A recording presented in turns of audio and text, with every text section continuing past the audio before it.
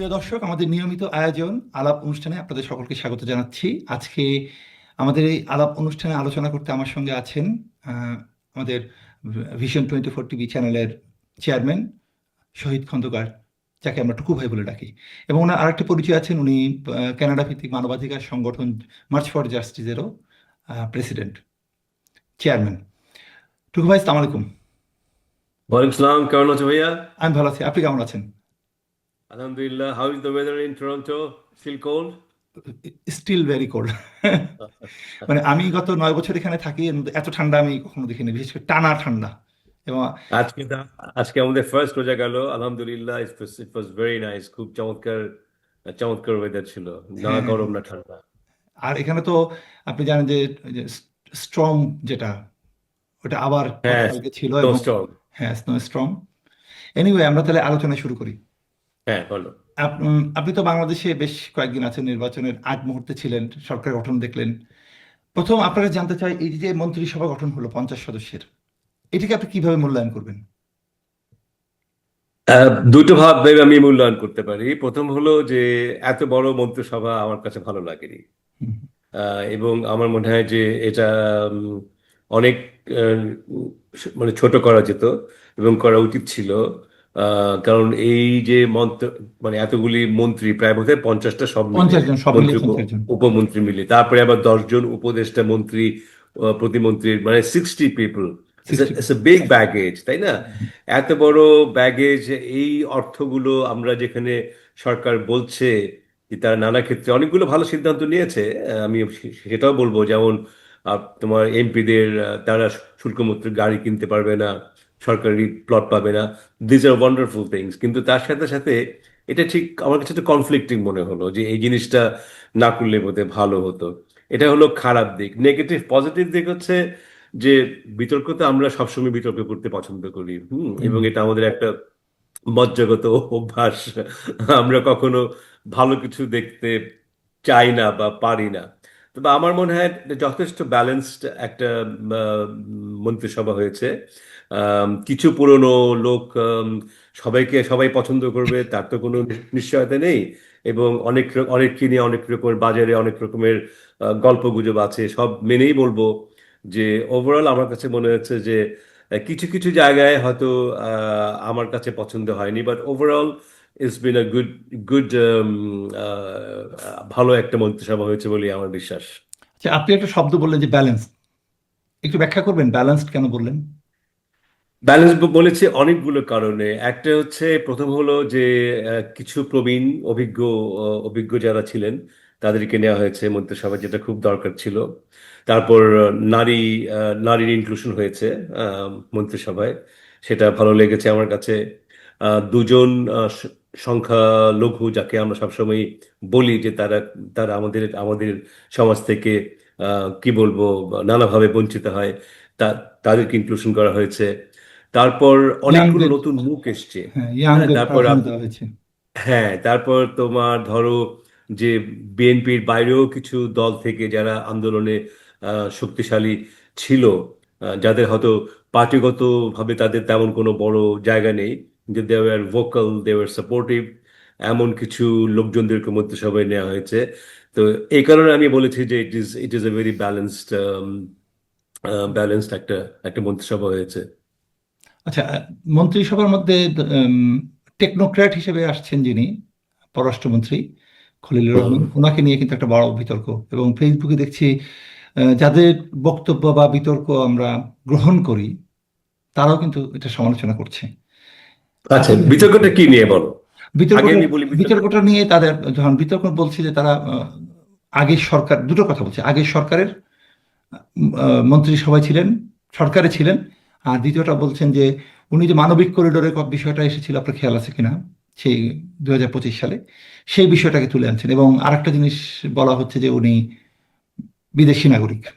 এই বিষয়গুলো নিয়ে বিতর্ক। এবং এর সঙ্গে একটা বলে রাখি যে 2025 সালে এই বিএনপির পক্ষ থেকে কিন্তু ওনার সমালোচনা করা হয়েছিল।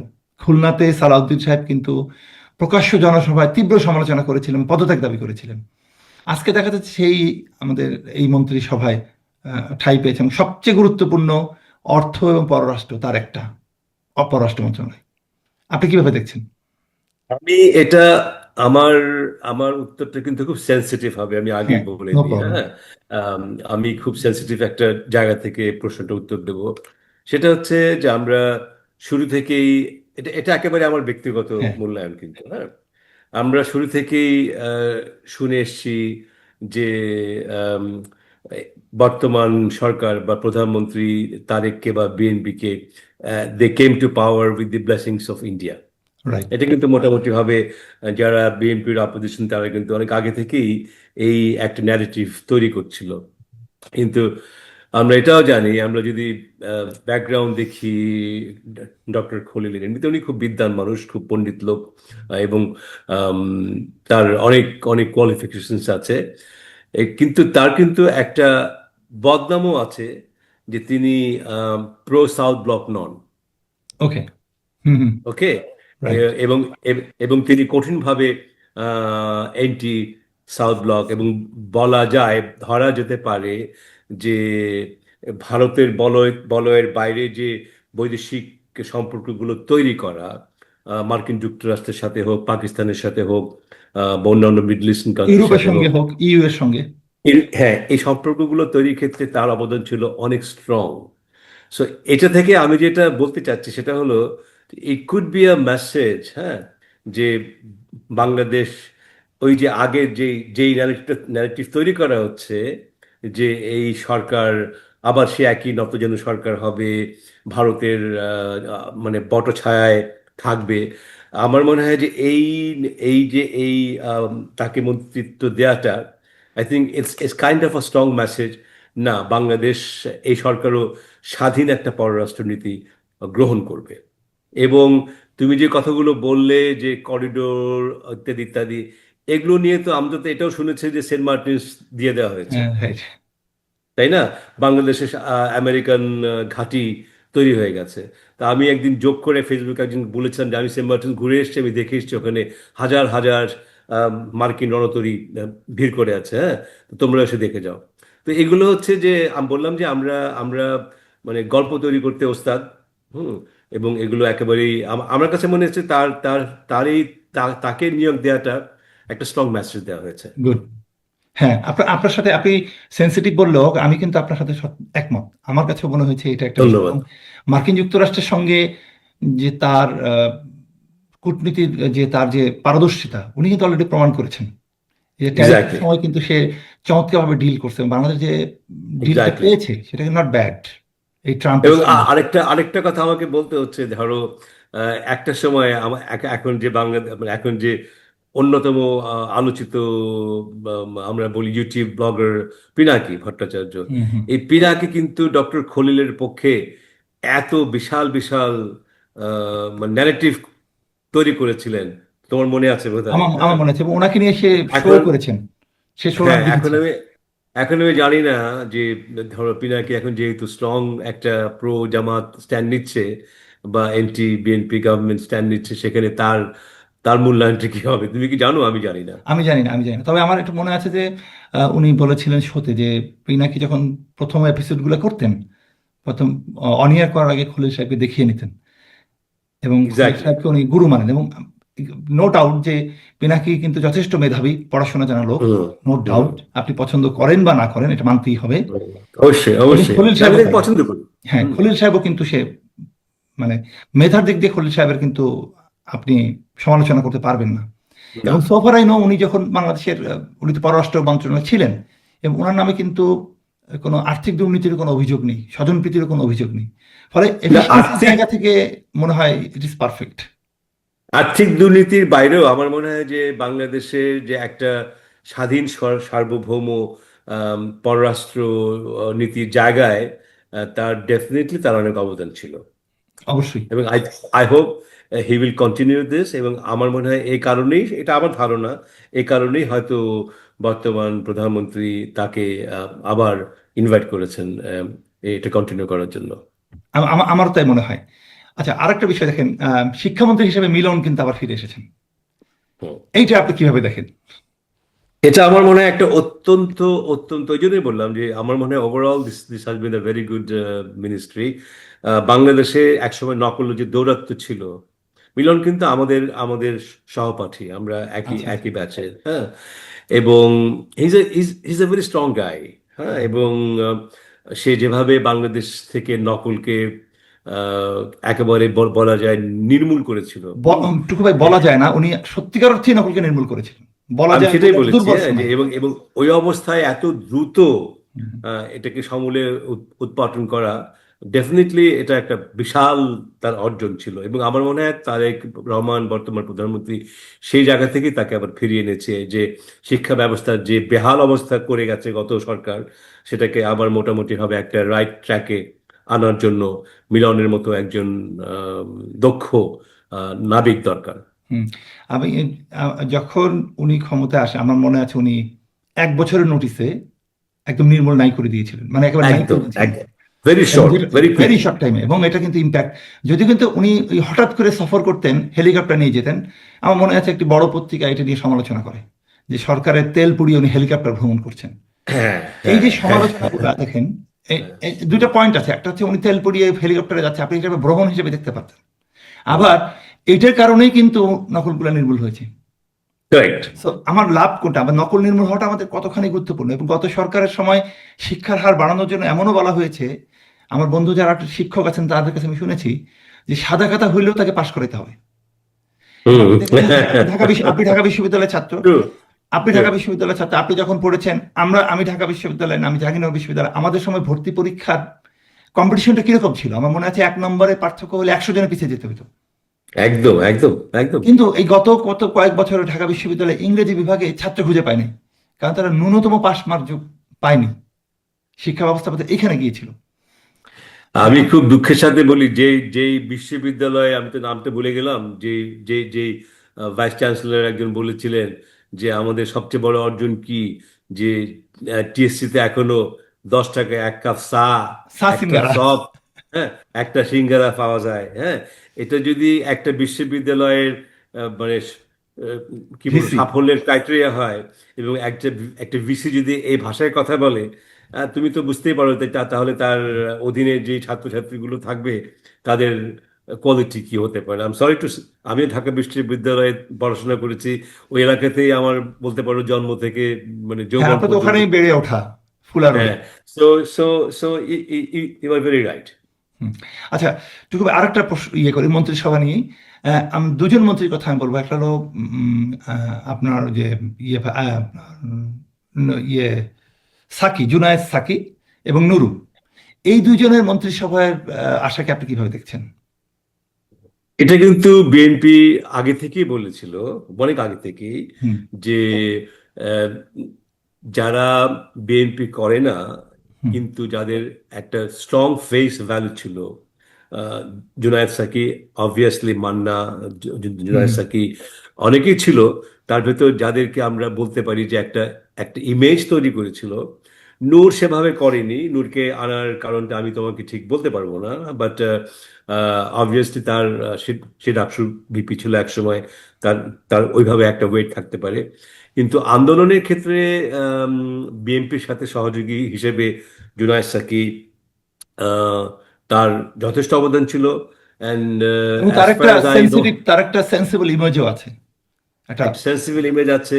এবং এবং ধরো আম, সে শ্রমজীবীদেরকে নিয়ে কাজ কাজ করে, হ্যাঁ। হুম। তার ওই ওই জায়গাটা তার খুব স্ট্রং। হুম।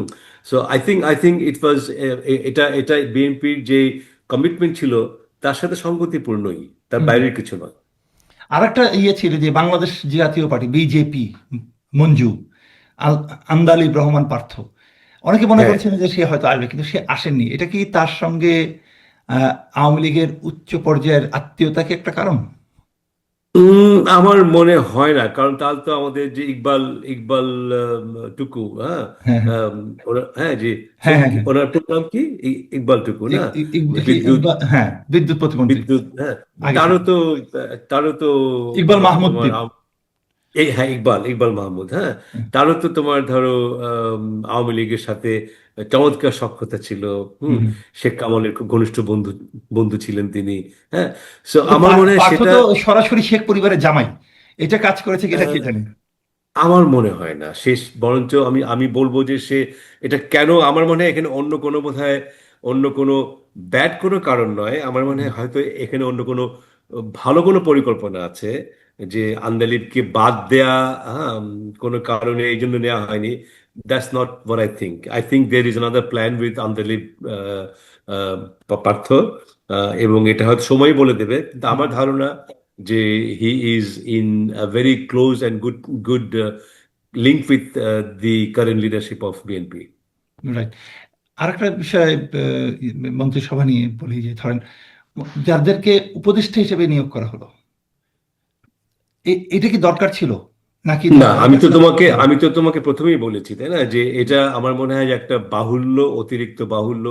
এখন অনেকে আর্গুমেন্ট করতে পারে যে বহুদিন বিএনপি ক্ষমতার বাইরে ছিল, হ্যাঁ, অতএব অনেককে একটু পুরস্কৃত করা দরকার, বাট অ্যাট হোয়াট কস্ট, তাই না? হুম হুম এগুলো প্রত্যেকটা কিন্তু একটা কস্ট আছে, এবং যদি সেই আমার যদি দেখা যায় যে আমরা যখন কস্ট বেনিফিট করি, যদি কন্ট্রিবিউশন সেরকম না হয়, তাহলে এই কস্টগুলো করার কোনো এটা এটা আমি বলবো ওভারঅল এখন পর্যন্ত তারেক রহমান বা বিএনপি যতগুলো স্ট্যান্ড হয়েছে তারেক রহমান আসার পর থেকে, this is the only one that I feel আমি আমি এটাকে ক্রিটিসাইজ করব। ওকে। আরেকটা গুরুত্বপূর্ণ জায়গা কিন্তু বাকি রয়ে গেছে, সেটা সময়ও আছে। রাষ্ট্রপতি, বর্তমান যে রাষ্ট্রপতি আছেন চুপ্পু সাহেব, উনি হয়তো আরো কিছুদিন আছেন, সংবিধান অনুযায়ী মেয়াদ আছে, কিন্তু যে কোনো সময় যেহেতু নতুন সরকার পরিবর্তন হতেই পারে, বা উনি বছর খানেকের মধ্যে হয়তো ওনার চলে যেতে হবে, সেক্ষেত্রেও হয়তো নতুন রাষ্ট্রপতি রাষ্ট্রপতি হিসেবে কে আসতে পারে বলে মনে হয়? এটা বলা খুব মুশকিল। একসময় তো একদম পুরোপুরি পেপারে চলে এসেছিল খন্দকার মোশাররফ হোসেন রাষ্ট্রপতি হবেন, হ্যাঁ। তো তার সম্ভাবনা, যদি আমার কাছে মনে হয় যে ওনার যে শারীরিক যে অবস্থা, Right. সে অবস্থায় তাকে রাষ্ট্রপতি করাটা কতটা যুক্তিসঙ্গত হবে আমি জানি না। ডক্টর মঈনকে তো মঈন কোনো খান। মন্ত্রিত্ব, মঈন খানকে তো কোনো মন্ত্রিত্ব কিন্তু উনি উনি দেওয়া হয়নি, হ্যাঁ। এবং উপদেষ্টা হিসেবে রাখা হয়নি ওনাকে। হ্যাঁ, তো আমার আমার ব্যক্তিগত একটা অভিমত, এটা একেবারেই ওয়াইল্ড গ্যাস বলতে পারো, that he is being tipped of as the future right. President, and it will be a wonderful wonderful of course selection. Of course. এবং আমি একটু আপনাকে বলি, আমার যেখানে আমার জন্ম খিলগাঁয়, এবং আমার বাসার কাছে ওনার বাসা ছিলেন। ওনার বাবা ছিলেন ডক্টর মমিন খান, আপনি জানেন, উনি ইয়েস, জিয়া ইয়েস, রহমানের ক্যাবিনেটে খাদ্যমন্ত্রী ছিলেন। এবং রাইট। মঈন খান যেখানে বাস করেন, রাজারবাগ পুলিশ লাইনের উল্টা পাশে, ওই ওই রাস্তাটার নাম কিন্তু মমিন বাগ, ওই জায়গাটার নাম ওনার বাবার আচ্ছা, নাম। আচ্ছা, আচ্ছা। এবং ওই অঞ্চলে ওই পরিবারের একটা অসাধারণ শ্রদ্ধা এবং গ্রহণযোগ্যতা আছে, অসাধারণ। অসাধারণ। এমনকি ওনার যে এলাকা পলাশ নরসিংদী, সেখানেও কিন্তু ওনারা যথেষ্ট পপুলার। এবং হুম, হুম, হুম, নির্বাচনে উনি হুম। যখনই নির্বাচনে করবেন, অন্য কোনো প্রশ্ন আসে না যে উনি হবেন কি হবেন না, না, না। নির্দ্বিধায়। হুম, ফলে হুম। ওনার এটা। আচ্ছা, আরেকটা জিনিস, একটা আলোচনা কিন্তু বাজারে ছিল যে ডক্টর মোহাম্মদ ইউনূসকেও হয়তো রাষ্ট্রপতি হিসেবে দেখা যেতে পারে। আপনি কি মনে করেন এর কোনো সম্ভাবনা আছে? না, আমি ব্যক্তিগতভাবে যদি বলো, আমি খুব খুশি হতাম। I would have been very happy if doctor Yunus যদি রাষ্ট্রপতি হতেন। এবং আমি যতটুকু কানে ঘুষে শুনেছি বা শুনি, আম, আহ, সম্ভবত এরকম একটা আলোচনা বিএনপির তরফ থেকে হতেও পারে, শুরুর দিকে। বাট প্রফেসর ইউনূস উনি আর থাকতে চান না। আমি কিন্তু এটা সবসময় বলেছি যে প্রফেসর ইউনূসকে মানুষ যেভাবে অনেকে নানাভাবে ব্যঙ্গ করেছে, হেনস্থা করেছে, but I think the nation needs to salute him. উনি একটা ভেরি ক্রিটিক্যাল মোমেন্টে, অসম্ভব একটা দুর্যোগপূর্ণ একটা সময় উনি হাল ধরেছিলেন, এবং উনি উনি উনি যে কথাটা দিয়েছিলেন, হ্যাঁ, যে আমি সময় মতো একটা টার্গেট মোটামুটি দিয়েছিলেন, যে 1.5 থেকে 2 বছর, হ্যাঁ, সেটাই দু ফুলফিল বছরও করেছে, কিন্তু হয়নি, একদম কথা রেখেছে। হ্যাঁ। একদম কথা রেখেছেন। উনি বলেছিলেন যে একটা একটা রিয়েলি একটা ইনক্লুসিভ অ্যান্ড নাইস, ইনক্লুসিভ বলতে এখন অনেকে বলবে আওয়ামী লীগ ছাড়া ইনক্লুসিভ কেমনে হয়। তা আওয়ামী লীগকে তো অলরেডি আইনগতভাবে তাদেরকে বের করে রাখা হয়েছে, তাই না? সেটা আমরা নির্বাহী লাইক আদেশে করি বা কার্যক্রম নিষিদ্ধ আছে। কার্যক্রম, হ্যাঁ, সেটাই বলছি। তা সেক্ষেত্রে একটা ভেরি ইনক্লুসিভ একটা নির্বাচন হয়েছে, অ্যান্ড আই ওয়াজ হিয়ার। যে যত কথাই বলুক না কেন, মানুষের মধ্যে আমি যে উদ্দীপনা দেখেছি, হ্যাঁ, এবং যথেষ্ট, আমি বলবো যে ফেয়ার হয়েছে। কারণ ইভেন জামাতও কিন্তু আজকেও দেখলাম তারা বলেছে সবকিছু ভুলে যে একসাথে দেশ গড়ার কাজ করতে, হ্যাঁ। So that means they have positively accepted this, হ্যাঁ। সো তারপর বিভিন্ন ক্ষেত্রে প্রফেসর ইউনিস যে কতগুলো পরিবর্তন নিয়ে এসে আমাদের যে ফরেন রিজার্ভ যে অবস্থায় চলে গেছিল, হুম, সেখান থেকে তোমার ওটাকে টেনে তোলা, শু- শুধু নয়, এবং এর মধ্যে যে পেমেন্টগুলি করার কথা ছিল সেই পেমেন্টগুলো ঠিক মতো করা, হুম, তারপর আই থিঙ্ক বিভিন্ন জায়গায় বিভিন্ন ক্ষেত্রে উনি অসাধারণ কিছু প্ল্যাটফর্ম তৈরি করে রেখে গেছে। যে ভাঙা একটা জায়গা ছিল আওয়ামী লীগ, যেটাকে একেবারে নড়বড়ে করে দিয়ে গেছিল, সেখান থেকে অনেকটা স্টেবল একটা জায়গায় কিছু কিছু কিছু জায়গাতে উনি রেখে রেখে দিয়ে গেছেন।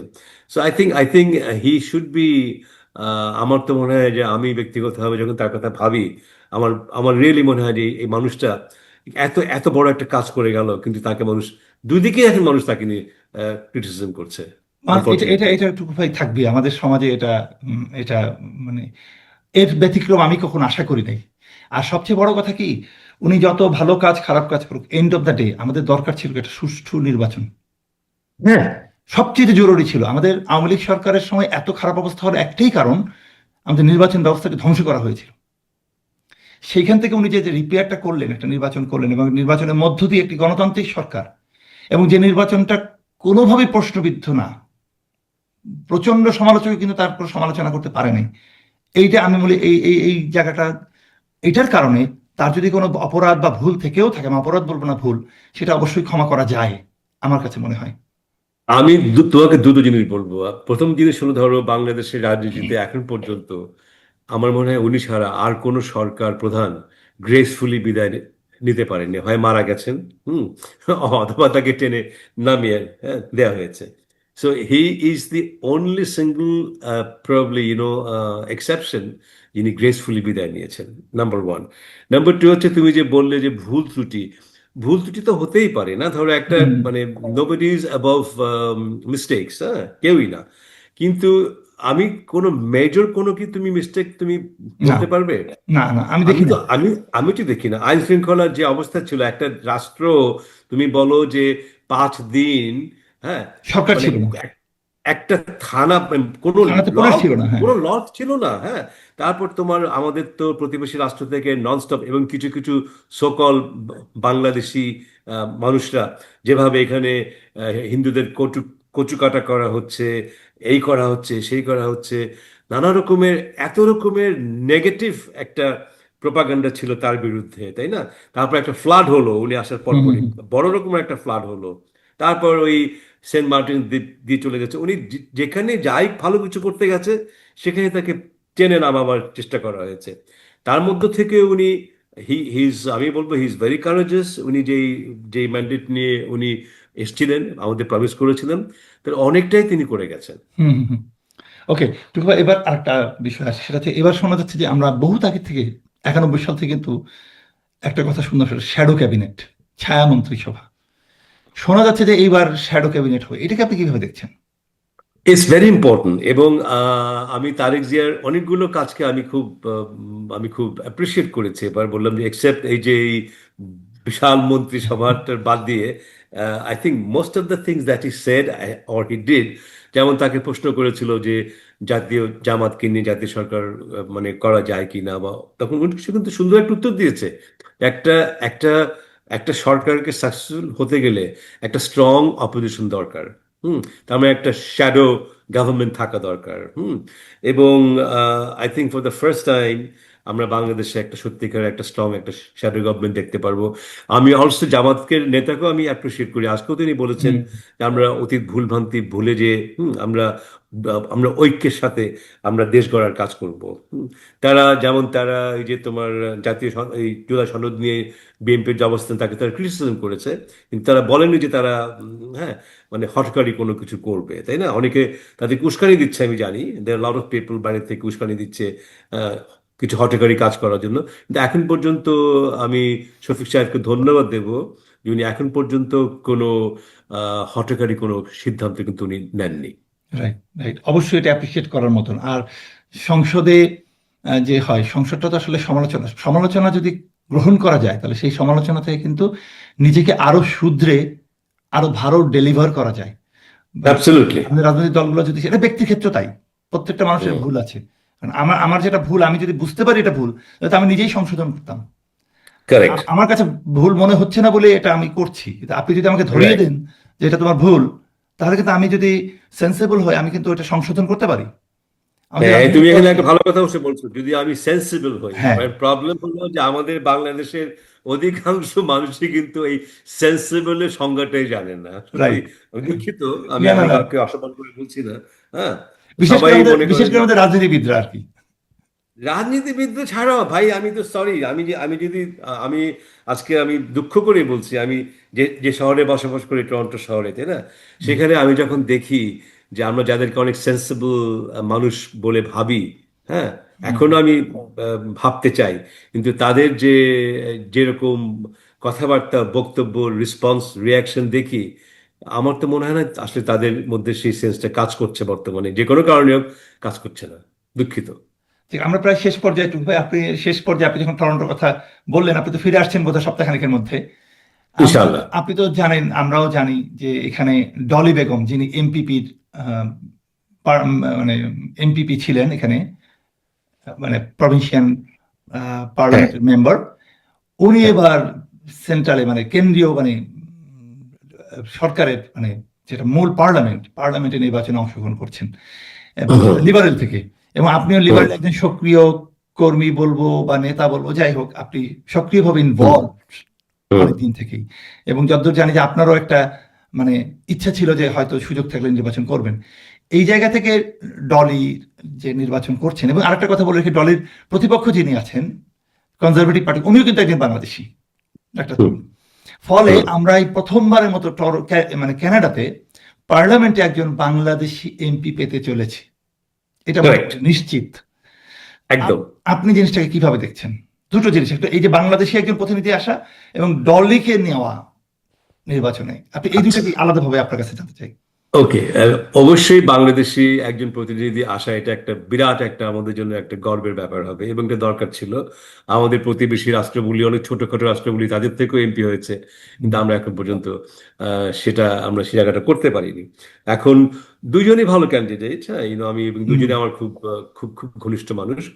আম, আমি যেহেতু লিবারেল দল করি, একদম অন্তর থেকেই করি, এখানে এখন দলের ব্যাপারটা নিয়ে আমার দুটো, আমি দুভাবে বলবো। একটা হচ্ছে, তুমিও যেটা বলেছো ঠিকই বলেছো, যে আমি এক সময়, বছর 2-3 আগে, I was considering to run. Hmm, এবং এটা আমার আমার আসলে তো রাজনীতি আমার পেশা নয়, এবং আমি রাজনীতি করতে গেলে, বা মানে কানাডার পার্লামেন্টের মেম্বার হতে গেলে আমার বিজনেস সবকিছু ছেড়ে যেতে হতো। হুম, আমি ফিনান্সিয়ালি এবং সোশ্যালি আমি অনেক লুজার হতাম। তারপরে আমি চিন্তা করেছিলাম, কারণ আমার অনেকগুলো তুমি সহ অনেক ভক্ত, বন্ধু বান্ধব, সিনিয়র জুনিয়র, তারা বলছিল যে টুকু ভাই, আপনি আপনি নির্বাচন করেন। এবার একটা পর্যায়ে এসে আমি বুঝতে পারলাম যে আমাদের Bangali community, as usual, as always, হ্যাঁ, 5-6 জন মানে ক্যান্ডিডেট দাঁড়িয়ে গেছে। মানে ক্যান্ডিডেট হবার এবং জন্য আগ্রহ দেখিয়েছে আর কি। ওইটাই, মানে মানে হুম, লিবারেল থেকে বলেছে। ক্যান্ডিডেট হবে, এবং খুব খুব স্ট্রংলি তারা কাজ করা শুরু করলো। But I got a signal, আমি তোমাকে ফ্র্যাঙ্কলি বলি যে আমি একটা সিগন্যাল পেয়েছিলাম যে আম, তোমরা যদি একজন ক্যান্ডিডেট দিতে পারো, হ্যাঁ, দেন দে উইল, দি হাই আপস will actively try to accommodate that. কিন্তু আনফর্চুনেটলি আমি দেখলাম যে আমাদের পক্ষে একজন ক্যান্ডিডেট করা সম্ভব নয়। এবং আমি যা- আমি আমি যা- আমি যখন জানি যে একজন ক্যান্ডিডেট না হলে they will look for somebody else, so I didn't waste my time anymore. এটা এটা হলো 1 নম্বর। আর 2 নম্বর হলো যে তোমাকে মনে রাখতে হবে যে লিবারেল পার্টিতে কিন্তু কিন্তু কিন্তু একটা এখন ট্রেমেন্ডাস শিফট হয়েছে। হুম, হুম, যেমন এখন আমাদের যিনি প্রাইম মিনিস্টার, হ্যাঁ, উনি কিন্তু লিবারেল পলিটিক্সের সাথে ওইভাবে অ্যাক্টিভ ছিলেন না। উনি হ্যাঁ, ইকোনমিস্ট। হি ওয়াজ হ্যাঁ, he was kind of an outsider. যেমন রাইট। জাস্টিন ট্রুডো অনেক আগে থেকেই রাজনীতির সাথে ইনভলভ ছিলেন। সো এখন কিন্তু পুরো জিনিসটার চিন্তাধারাটি কিন্তু একটু ডিফারেন্ট হয়ে গেছে। So it is not that একেবারে কোর লিবারেল পার্টি করতো, হ্যাঁ, এবং তার থেকে যদি কোনো ভালো ক্যান্ডিডেট পাওয়া যায়, এবং যে লিবারেল ফিলসফিতে বিশ্বাস করছে, হ্যাঁ, সে জায়গা থেকে আমি আমি আমি মনে করি যে ডলির এই এই নমিনেশনটা ওয়ান্ডারফুল, খুব ভালো হয়েছে। হ্যাঁ, কারণ আমরা বাংলাদেশিরা একজন ক্যান্ডিডেট দিতে পারতাম না।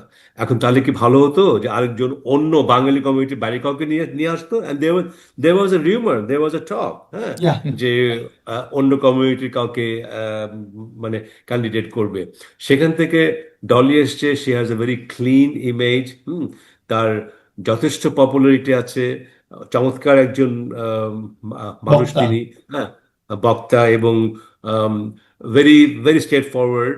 আমি আমি ব্যক্তিগতভাবে আমি মনে করি, although I feel bad for those liberals যারা বহুদিন থেকে কাজ করছে লিবারেল জন্য, এবং তাদের একটা আশা হতেই পারে, হওয়াটাই স্বাভাবিক। কিন্তু ওই যে বললাম, আমরা যতদিন পর্যন্ত আমরা একটা ক্যান্ডিডেট দিতে না পারবো, হ্যাঁ, then we will never never never be in the big picture. Yes, আর সিম্পল, এটা এটা এটা আরেকবার আরেকবার প্রমাণ হলো। বাট ডলির এই আগমনটাকে আমি আমি স্বাগতম জানাই, এবং আমি আমার জায়গা থেকে আমি আমি বলছি, I will give everything that I can offer to support her. Okay, very good, very good. আপনি আসেন, আসার পরে আমরা হয়তো এটা নিয়ে আবার কাজ করব। টুকু ভাই, একদম শেষ পর্যায়ে চলে আসছি। আহ, শেষে আপনি তো চলে আসবেন এক সপ্তাহে। আপনি মন্ত্রিসভার সর্বশেষ যে সিদ্ধান্তগুলো দেখলেন, যে শুল্কমুক্ত গাড়ি আপনি উল্লেখ করেছেন, প্লটের জন্য আবেদন করতে পারবে না এমপিরা, এবং আরেকটা জিনিস খুব জনপপুলার আমরা বলবো, সেটা হচ্ছে রাস্তায় গাড়ি চলার সময় ভিভিআইপিদের উনি কিন্তু গাড়ির সংখ্যা 13টার থেকে কমিয়ে 4টে এনেছেন, যেটা খুবই সিগনিফিকেন্ট। যে আমি যখন কাভার করতাম দেখতাম এক বহর যেত এবং রাস্তা বন্ধ থাকতো, এবং ঢাকা শহরে 2 মিনিট রাস্তা বন্ধ থাকলে কেমন অবস্থা, সেখানে 15-20 মিনিট রাস্তা বন্ধ থাকতো। এই জিনিসটাকে আপনি কিভাবে দেখছেন? Obviously, it's very positive একটা জেস্টার। অনেকে যা হয়, সবাই সবসময় ভালো কিছু হয়ে তার ক্রিটিসিজম করে, এটা দেখাবার জন্য করতেছে। আরে ভাই, দেখাবার জন্যই কজন করছে? হ্যাঁ, হ্যাঁ, মাই পয়েন্ট ইজ, হ্যাঁ, যে যদি একদিনের জন্য করে থাকে, হ্যাঁ, একদিনের জন্য কে করেছে? করে তিনি। অ্যাটলিস্ট তিনি সেই সেই কাজটা উনি করে দেখিয়েছেন, এবং আমি শুনলাম যে উনি বোধহয় আধা ঘন্টা জ্যামের মধ্যে পড়েছিলেন। হ্যাঁ, হুম, হুম, হুম। এর মধ্যে। হ্যাঁ, so I think these are all very good gestures, এবং আরো অনেকগুলো সিদ্ধান্ত তারা নিচ্ছে, যেমন প্রতি বছরে 5 কোটি গাছ রোপণ করা রাইট। হবে। হুম। হ্যাঁ, তারপরে কত হাজার কিলোমিটার খাল খনন খাল করা খনন। হবে। হ্যাঁ, হ্যাঁ, যেগুলো অসাধারণ ভালো ভালো ভালো কাজ। হ্যাঁ, এগুলো জিয়া রহমান সাহেব শুরু করে গিয়েছিলেন, তারপরে মাঝখানে স্থবির হয়ে গেছিল, এবং এরকম অনেকগুলো। তারপরে আমরা তো যে ফ্যামিলি কার্ড নিয়ে আমরা শুনছি, এগুলো তো আছেই। বাট আই থিঙ্ক ওভারঅল সোফার যে কয়টা কথা শুনছি, সবগুলো আশাব্যঞ্জক। হ্যাঁ, এবং আরেকটা কথা বলি, এই যে জুলাই জুলাই সনদ নিয়ে মানুষের যেই কিছু কিছু মানুষের যে বক্তব্য, আমি তার সাথে সম্মানের সাথে একটু দ্বিমত পোষণ করি। কারণ বিএনপি এখন যে কথাটা বলছে, তারা কিন্তু আগেও সে কথাটা বলেছিল। হ্যাঁ, হ্যাঁ। যখন যখন ইটস নট দ্যাট ওরা ক্ষমতায় এসে ওরা না, ভুল না, না, পাল্টে ফেলেছে, নোট অফ কিন্তু না, ডিসেন্টে তারা স্পষ্ট বলেছে, এবং একদম স্পষ্ট এটা কিন্তু করে একটা বলেছে। সততা, যে আমি এটা পারবো, এটা পারবো না, আগের থেকে বলা, এক্স্যাক্টলি, এবং যে তারা আমাদের মতো বলেনি করেনি। তারা করবে না। তারা কিন্তু এখনো বলেনি তারা করবে না। তারা হ্যাঁ। বলছে যে, হ্যাঁ, যে যেমন যেমন তুমি তুমি সংবিধানকে, তুমি যদি বলো সংবিধানকে ছিঁড়ে ফেলে দিব, you took oath under this president, under this constitution, how can you say that? Hmm. এটা তো কন্ট্রাডিক্টরি, তাই রাইট। না? এটা তো কন্ট্রাডিক্টরি। তুমি যে সংবিধানের আওতায় তুমি শপথ নিচ্ছ, এই যারা শপথ নিয়েছে, তাহলে কোত্থেকে শপথ নিয়েছে? হুম, সেখানে তুমি আহ, তুমি সংবিধানকে কমপ্লিটলি বাইপাস করে তুমি একটা জিনিস করবে, একটা একটা বড় একটা জিনিস, এটা তো আহ, হতে পারে না। এবং বিএনপি তো একবারে বলেনি যে আমরা জুলাই চার্টারকে আমরা আমরা মানবো না। তারা বারবারে বলছে যে we are committed, but the process, the way they were trying to do, একই একই দিনে করা, they are not in favour of that, because that is conflicting with the constitution. Right. Simple, তাই না? আমরা আমরা তো বিপ্লব, অনেকে বলে বিপ্লব, বিপ্লব হয়েছে 5ই আগস্টে। বিপ্লব কি হয়েছিল? ওটা কি বিপ্লব ছিল? একটা গণ অভ্যুত্থান ছিল। বিপ্লব হলে পরে ডক্টর ইউনূসকে তোমার চিফ করে আনার জন্য রিকোয়েস্ট করলো কেন? There should have been a leader to lead that revolution. Right, of course. Hmm, তো আমরা আমরা এগুলো তো গুলিয়ে ফেললে তো হবে না, তাই না? ইমোশন একটা জিনিস, আর বাস্তবতা আরেকটা জিনিস। হ্যাঁ, আর আমরা এখন যদি ডাস্টবিনে ছিলাম, সেই ডাস্টবিন থেকে যদি আমরা এক লাফে একদম চাঁদে উঠতে চাই, এটাও তো সম্ভব নয়। আচ্ছা, টুকু ভাই, শেষ জায়গার প্রশ্নটা আপনাকে জিজ্ঞেস করি। বিএনপিকে নেতৃত্ব দিয়েছেন বিএনপি সরকারের জিয়াউর রহমানের মতো একজন লোক, তার হাতে বিএনপি তৈরি। পরবর্তীতে বিএনপি আন্দোলন করেছে বেগম খালেদা জিয়ার নেতৃত্বে, বিএনপি সরকারে ছিল পরবর্তীতে বেগম খালেদা জিয়ার নেতৃত্বে। এই দুই মহান মানুষের পরে তারেক রহমান যখন নেতৃত্বে আসছেন এবং প্রধানমন্ত্রী হচ্ছেন, আপনি কি মনে করেন ওই যে বিশাল ছায়া, সেই ছায়ায় উনি নিজেকে প্রমাণ করতে পারবেন? আজকে আমি সকালবেলায় আমি পার্থর একটা একটা একটা কথা শুনছিলাম, আমার খুব ভালো লেগেছে কথাটা, ওইটা আমি অন্যভাবে রিপিট করি। সেটা হলো এই যে আমরা পরিবারতন্ত্র বলি, তাই না? হুম। যে সুনীল গাভাস্করের ছেলে কি ওর মতো ক্রিকেট খেলতে পারবে? না। পারবে না, তাই না? টেন্ডুলকারের ছেলে কি পারবে? হ্যাঁ, যে একটা একটা বাবা মা বা তোমার অনেক এরকম লট অফ হিস্ট্রি, হ্যাঁ, যেটা বাবা মা খুব নাম করা পলিটিক্যাল ছেলেমেয়েরা ধারে কাছে আসতে পারেনি। কিন্তু টুকু ভাই, সোহাইবুল ছেলের, জাকির হোসেন কিন্তু তার বাবার মতোই হয়েছেন, তবলাবাদক। হ্যাঁ হ্যাঁ, ঠিক আছে, দেয়ার আর ফিউ, বাট সরোয়ার্দীর ছেলে কি রাজনীতি হ্যাঁ, রাজনীতিতে আসতে পেরেছে? ওর বক্তব্য আমার কাছে খুব ভালো লেগেছে, হ্যাঁ, যে তুমি তুমি যেখান থেকে আসো, you have to know how to play. Right. তোমাকে ফাস্ট বলের এগেনস্টে স্পিন বলের কিভাবে খেলতে হবে তোমাকে তো জানতে হবে, তাই না? সো অতএব তাদের ছায়াটা অবভিয়াসলি তারেক রহমানকে আহ, বিশাল একটা ছায়া দিয়েছে এবং দেবে। হুম। এবং বাট আমার আমার কাছে মনে হয় দ্যাট আমি এখন পর্যন্ত যা দেখছি যে তারেক রহমান একটা ভিন্ন ধারার রাজনীতি তার বাবা এবং মায়ের থেকে শিক্ষা নিয়েই, হ্যাঁ, বর্তমান প্রেক্ষিতে একটা ভিন্ন ধারার রাজনীতি আনবার চেষ্টা করছেন। এবং ইফ ইজ সাকসেসফুল, উনি যদি তার চারপাশের লোক দ্বারা প্রভাবান্বিত না হন, যেটা নিয়ে আমার একটা ভীতি আছে, সত্যি কথা বলি, তাহলে পরে আমার মনে হয় যে তিনি আরেকটা লেগেসি রেখে যেতে পারবেন। যাক, আমরাও তাই আশা করি। মানে আমি যেটা বলতে চাচ্ছিলাম যে ধরেন জিয়াউর রহমান এবং খালেদা জিয়ার পুত্র উনি, সো উনাদের, উনারা আমাদের যা দিয়ে গেছেন সেটাকে কনসিডার করলে তারেক রহমানের প্রতি আমাদের এক্সপেকটেশন তো অনেক হাই। Absolutely, absolutely, absolutely. ওই জন্যই বললাম যে আমি আশা করছি তাদের দুজনের ছায়ায় উনি আরেকটা লেগেসি তৈরি করতে, ওই বাবা মার মতোই না, হ্যাঁ, তার থেকেও ভিন্ন আরেকটা কিছু, একটা তৃতীয় আরেকটা ধারাও উনি রেখে যেতে পারবেন। আমরা তো আশা করি। টুকু ভাই, আপনাকে অসংখ্য ধন্যবাদ। একটু পরে হয়তো আপনি সেহরি করবেন, রোজা ছিলেন। আমরা না না, সেরি না, আমি আমি তো সেরি ইফতার করলাম একটু আগে, এখন হ্যাঁ আচ্ছা, নামাজ পড়বো। ওকে। টুকু ভাই, অসংখ্য ধন্যবাদ। ভালো থাকবেন, সুস্থ থাকবেন। আমরা আশা করি আমাদের সামনে বাংলাদেশকে আমরা আরো উত্তর সামনের দিকে এগিয়ে যাবে, সেটা আমরা দেখব। অসংখ্য ধন্যবাদ। ইনশাল্লাহ, আমি খুবই আশাবাদী। ধন্যবাদ তোমাকে, ধন্যবাদ সবাইকে যারা দেখছেন। প্রিয় আসসালামু দর্শক, আলাইকুম। আজ এই পর্যন্তই। ভালো থাকবেন, সুস্থ থাকবেন। সামনে আমরা আবার হাজির হব নতুন কোনো আলোচনা নিয়ে। খোদা হাফেজ।